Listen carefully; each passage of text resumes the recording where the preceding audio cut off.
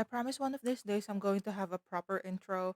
I just realized for the last few videos, I don't have an intro, did not introduce myself at all.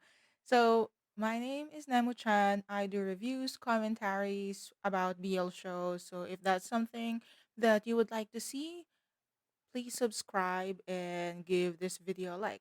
So here we are. Talk about toxic and problematic, which is the trend for the last few reviews.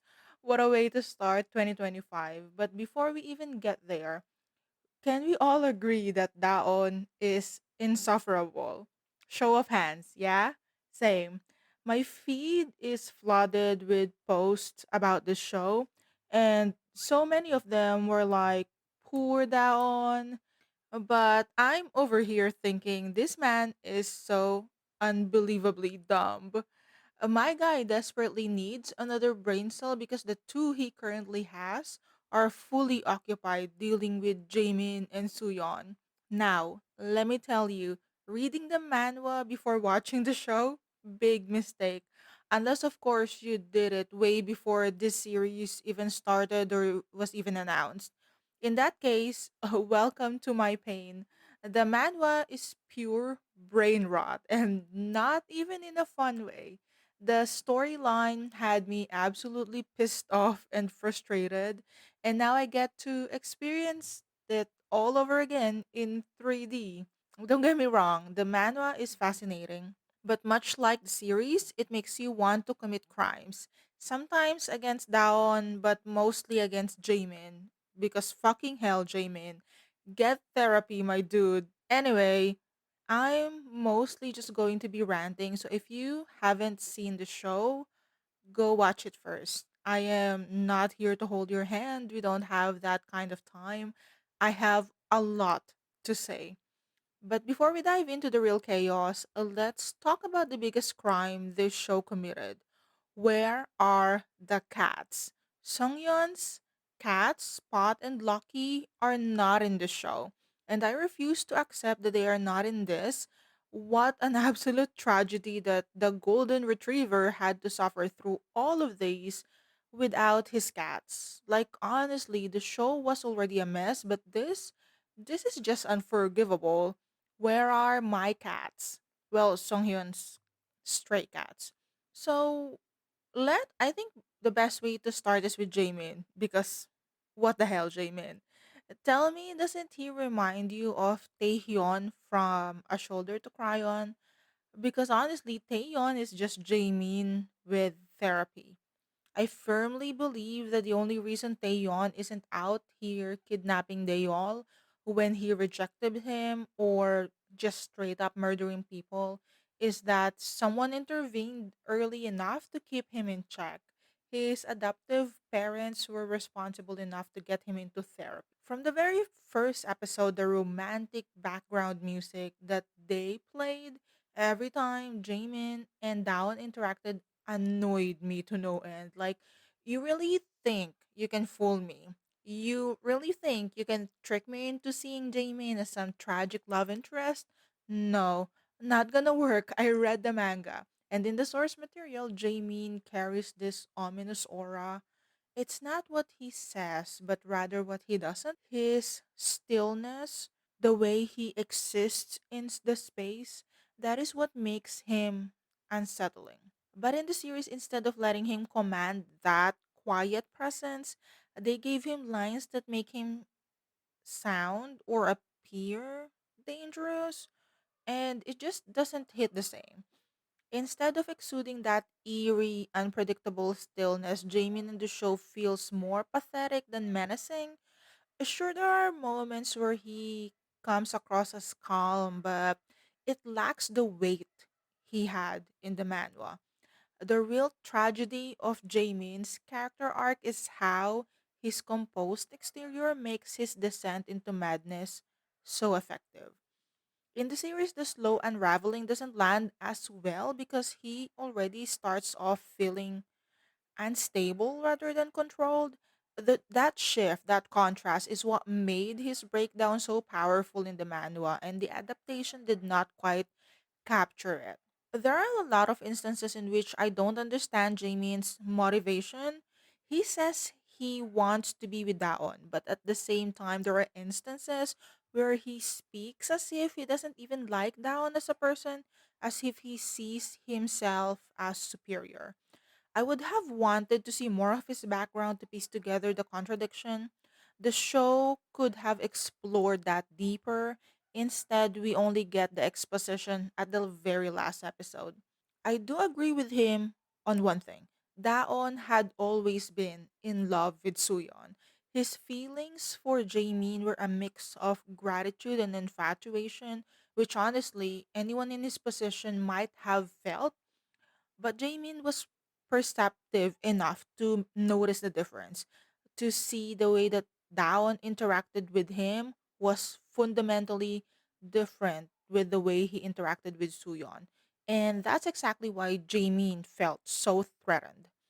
Jamin and Suyon, that fucking contract, I swear, I wish the show had spent more time showing exactly how Jamin manipulated Daon into distancing himself from Suyon, because that was a key part of what made his plan work.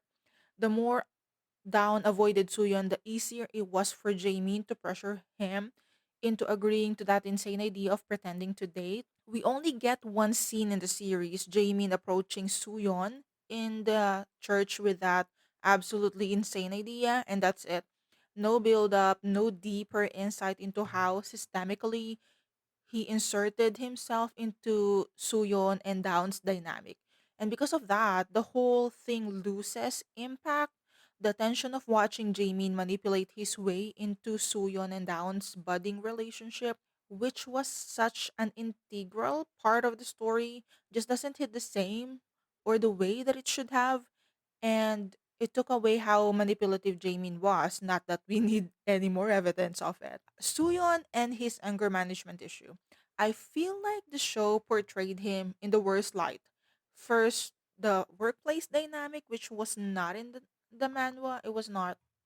Suyon was not involved in that company in any way. Then Suyon's violent outburst towards Down, especially the scene in the office where he threw the baseball and almost hit Daon, that's also not in the manhwa. Attempt at sexual assault, I think, was in the manhwa. But adding Suyon sabotaging Daon and Suyon's work altogether is just too much. And the thing is, the show knew it was going to redeem Suyon in the end, so why push his character so far in the wrong direction? Yes, Suyon is violent, and yes, he stalks down. He sounds really the worst. While in the manhwa, his behavior was obsessive and controlling. I feel that he was rarely outright violent towards Daon. If anything, his aggression was more like in the line of the classic manhandling, Edward and Bella style dynamic. Not that that's any better. That's not what I'm saying. When they were in college, Suyon obviously adores Daon so much. He obviously loves him or feels some kind of strong affection towards Daon. The adaptation, however, made him feel way more unhinged, to the point where the eventual redemption felt most almost unearned. We got a few flashbacks of Suyun and Daon's relationship back in college. I wish there were more, but one of the most significant moments I feel like that we did not get was when Suyun and Daon slept with each other. I can't remember if it was before or after Jaemin told Dawn that he likes Suyon. I just wish that more of the softer side of Suyon and Dawn's relationship was shown, and not just how fucking insane Suyon is. I know I've been dragging down this whole time, but out of everyone in the show, to be honest, he's the one I understand the most. I connect with him in a way that I don't with the other characters. Yes, I keep calling him dumb because he is, but at the same time, given the way he was raised, he never really stood a chance. This is exactly why I am so against with the adultification of eldest children. That's a hard word. The adultification of eldest children. I get helping out your family, I really do, but not to the cost of your own personal growth. I'm not even the eldest myself, but I've seen firsthand what the burden does to people. That desperation to cling to someone who can shoulder the weight for you or even just offer an escape. It makes perfect sense to me that Daon is the way he is with Jamin. People who grew up like that often become dependent on the ones who show them kindness, but at the same time, they are crippled with the fear of being burdened or being a burden or being abandoned. Why Down turns a blind eye to all of the red flags, it's so understandable. The show doesn't really explore this, but in the manhwa, it's clear that Down doesn't fully trust Jamin. He knows deep down that something isn't right, but he chooses to ignore it because Jamin was the one who gave him hope. Jamin was the only one who offered him a way out of the desperation that was his family life. And he did it without ever seeming to expect anything in return from Dawn. So of course Down holds on. Of course he lets himself believe it's real. Because when you've spent your whole life carrying a weight no one else sees, someone offering to share the load feels like salvation. And Jamin is that savior to Dawn. Dawn's upbringing and personality makes him so easy to manipulate. It's almost painful to watch. He's the type of person who's been conditioned to prioritize everyone but himself. The eldest one, the reliable one, the person who never asks for anything because he's too busy being what everyone else needs him to be. And when you grow up like that, it messes with your entire sense of self. You don't know where your wants begin and where your obligations end. And that's why people like Down are easiest to control. All you have to do is position yourself as someone who understands him, someone who doesn't demand anything from him, or at least make it seem that way. And that's exactly what Jamien did. Jamien inserted himself into Down's life as the one person who wasn't taking anything from him. His family expected everything from him. Jamien was just there, a constant presence, offering him comfort, stability, and escape. Because Down had spent his entire life giving, he didn't question it. He clung to it. Because for once, he wasn't the one carrying everything alone. And that's the thing. When you grow up believing that love is transactional, you don't know how to recognize manipulation. Jamie never had to explicitly control Daon. He just had to make himself indispensable. And Daon, desperate for something that felt like freedom, let himself believe that it was real. The tragedy is that Daon isn't stupid. He knows something is off. He knows he doesn't trust Jamin completely. The manhwa even shows this more explicitly. But when your entire life has been built on enduring, on surviving, on making things work no matter what, you learn to ignore your instincts. Because losing the only thing that feels safe, even if it's a lie, is scarier than facing the truth. And now I'm just making myself cry. So let's go back to dragging down.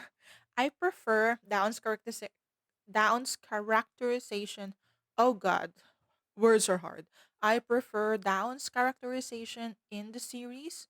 He has more backbone, especially when it comes to Suyon, honestly. In the manual, he just keeps getting dragged around by Suyon, especially when he came back from the US. And the way he just lets Suyon drag him around after coming back, it's just unforgivable. And I don't even get me started on how many times he left Songyeon for Jamin because I was ready to throw hands. The series Daon at least gets to a point where he's actively trying to break away from Jamin. Like throughout the show, he's been trying to lean less and less towards Jamin rather than waiting at the very end of the show. That alone makes Daon's characterization in the series a stronger character. The series showing down putting a strong front against Suyon, honestly, my favorite part, I think. More than anything, I feel like he considers Suyon Getting together with Jaemin when they were in college, the biggest betrayal because he really loved Suyeon. Down let himself be real and open with Suyeon. In the way he didn't with Jaemin. Jaemin had always been his caretaker. But Suyeon saw him. He knew his struggles and didn't make it about that. With Suyeon down could be carefree, could be himself, and just when he thought Suyeon was the one, he goes and dates Jaemin. When it was revealed who that perfume was supposed to be for, it honestly broke my heart more than any other scene in the series. Anywho, the casting. Can we talk about the casting? Especially Kim Jun So. Kim Jun So is the perfect Daon. Can we all agree on that? The second you look at him, you immediately understand why Suyeon and Jaemin are so obsessed. He just has that soft, vulnerable look, the kind that makes people want to either protect him or ruin him, which conveniently is exactly what happens in the story. And let's not forget, he's so pretty. Like K drama leading lady level so pretty. That doe eyed, delicate, borderline tragic beauty they love to give to female leads. Yeah, he's just perfect. He's got that trapped animal vibe, like a deer in headlights, frightened, hesitant, always on the verge of running. And it's that kind of look that invites obsession, which is why both Suyeon and Jaemin latch onto him so hard. And honestly, just his face alone explains half of Down's problems, I think. I sound absolutely fucking insane myself, but you know what I mean. Like, look at him. And that's why someone as normal as Song Yeon lost his ever loving mind. When people say love is blind, they're absolutely referring to Song Yeon. Like, and I know a lot of people think Song Yeon is pushy, maybe even a bit too much, but I call that enthusiastic. He's young, inexperienced, and completely gone for Daon. And like I said, look at Daon. Song Yeon does not stand a chance. In the manhwa, Daon and Sung-yun actually knew each other longer than what was portrayed in the series, and Sung-yeon does not like him, like at all. And he was definitely very petty about it, which is really funny. He just had all this wrong assumption about Daon, but everyone in the office adores Daon, and he couldn't exactly voice out his own opinions, so he resort to these petty things to irritate Daon. I know he comes across a bit pathetic, and it was not highlighted in the series the amount of times he tried to distance himself from Daon. I think only two instances were shown, but every time something happened and Daon left him for the other two, he tries to rake it off. But like I said, can't help himself, can he? And here's the thing. I actually think Song Yeon is exactly what Dawn needs. He's the kind of person who doesn't let go, even when Dawn tries to push him away. He's supportive, stable, and most importantly, constant. Jaemin and Suyeon suffocate Dawn in different ways. But Song Yeon, he just stays. And sometimes that's what a person like Dawn needs the most. With Sung Yeon, Down feels more alive. He's more confident, more at ease in how he interacts with Sung Yeon. There's no walking on eggshells, no second guessing every move. And for someone like Daon, who has spent most of his life shrinking himself to fit into expectations of others, that's huge. Sung Yeon doesn't overwhelm Daon the way Jaemin and Suyeon do. Jamie's presence is suffocating, built on quiet control and an unspoken expectation of loyalty. Suyun's presence is chaotic, fueled by jealousy, possessiveness, and emotional outbursts. Both of them demand something from Daon, whether he realizes it or not. They want him to be theirs in a way that feels like ownership rather than partnership. But Song Yun doesn't take anything from Daon. He doesn't need Daon to belong to him or bend to his will. He just wants to stand beside him. And that's exactly what Daon needs. Someone who is constant, someone who gives him space to be himself but is still there, unwavering when Daon needs something to hold on to. Dawn's biggest insecurity has always been feeling like a burden, especially with Jaemin, and he has been constantly trying to prove the reason for his own existence.